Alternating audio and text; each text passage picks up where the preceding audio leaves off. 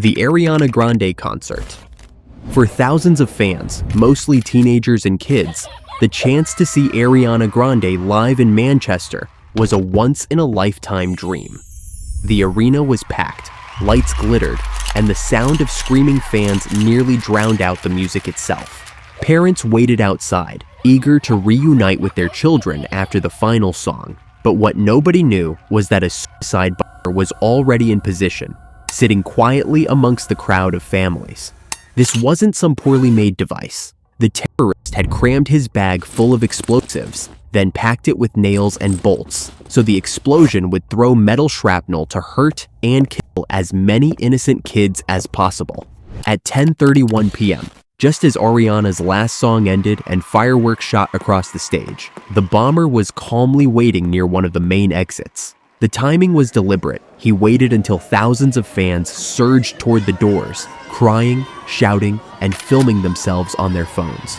And then, with a single push of a button, the entire night turned into hell. The blast ripped through the crowd like a shockwave.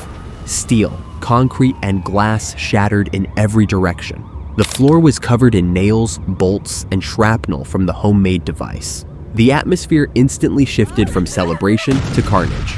22 innocent children, including an 8-year-old girl, were unalived instantly. 1,000 more were left injured, screaming, and badly wounded. Survivors described the smell of ash, burned clothing, and blood all mixing into one horrifying scent.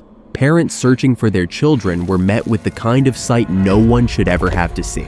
Tiny shoes and stuffed toys littered in the rubble, while victims lay collapsed across the ground. What made this tragedy even worse was the innocence of its victims. This wasn't a heavy metal show where chaos is expected. It wasn't a political rally with a clear target. This was a concert filled with children, celebrating one of the world's most beloved pop stars. Ariana herself was rushed away in tears, left so traumatized that she nearly ended her career entirely. The disaster became one of the most infamous terror attacks in Europe, remembered as a night of happiness, which turned into a nightmare that scarred an entire generation of fans. The Astroworld tragedy. Travis Scott was headlining at his long-awaited Astroworld festival at NRG Park in Texas. More than 50,000 fans packed the grounds, crammed shoulder to shoulder, buzzing with anticipation for the night's main event. For one man in particular, 27-year-old Danish Beg, what was supposed to be a once-in-a-lifetime experience would turn into a fight for survival. The crowd's anticipation boiled over as the lights dimmed, signaling that the show was starting soon. But the moment Travis stormed the stage, excitement twisted into chaos as fans in the front rows realized that something was terribly wrong. A sudden surge ripped through the crowd, crushing the people in the front rows together. Their bodies pressed so tightly that breathing became a struggle. People started screaming for help, but their voices were drowned out by the deafening sound system. Beg immediately realized the danger. As waves of bodies slammed forward, he wrapped his arms around his fiancée, shielding her from the crush. Witnesses later said he was visibly straining against the human wave, using every ounce of his strength to keep her upright and push her towards safety.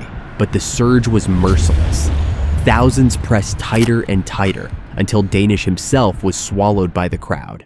His fiancée screamed as she tried to help him, but she could only watch as he was dragged under the crowd, his body bent and crushed in the mass of strangers. Trapped in the crowd, he tried his best to get back on his feet, but the pressure was too great.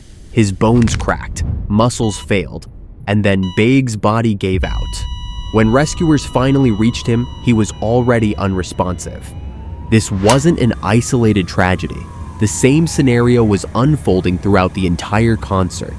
The tightly packed crowd was surging forward with every song, squeezing the breath out of anyone caught near the barriers. What's worse is that as the concert continued, the crowd started to become even crazier. Mosh pits erupted everywhere, and the stage barricades couldn't hold the pressure. Panic started spreading across the entire crowd, but there was nowhere to go. Fans began to collapse. Bodies fell on top of each other. The chaos was visible to anyone watching, People were waving their arms, climbing scaffolding, begging security and camera operators to stop the show. But the music thundered on.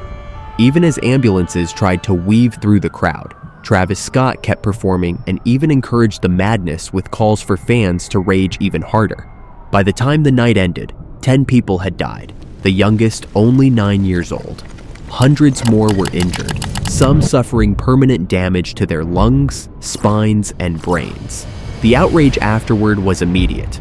Videos of fans begging for the concert to stop went viral worldwide.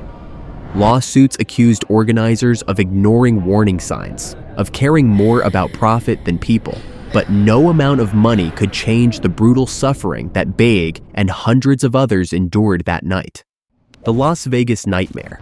The Route 91 Harvest Festival in Las Vegas was everything you'd expect from a country music event in America's entertainment capital. Singing, dancing, and plenty of drinking. But what came next turned this concert into one of the deadliest disasters in modern U.S. history.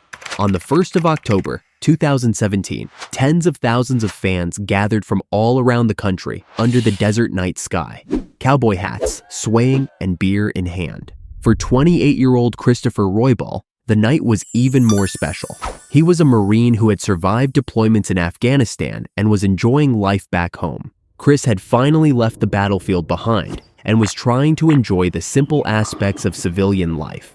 This was his chance to laugh with friends, sing, and, most importantly, spend time with his mother. Moments that deployments had so often stolen from him.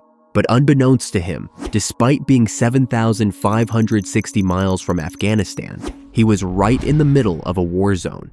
Just across the street from the stage, from the 32nd floor suite of the Mandalay Bay Hotel, Stephen Paddock was ready to unleash hell. This wasn't some impulsive or last-minute decision. Stephen had meticulously planned everything.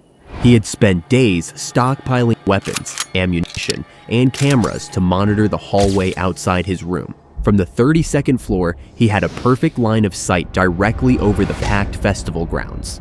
At 10:05 p.m., Stephen pointed his modified rifle toward the crowd and started firing. At first, the crowd mistook the popping sounds for fireworks, but within seconds, screams erupted as bullets ripped through the air, striking men, women, and children indiscriminately. Christopher felt the sudden burning impact of a projectile going through his chest.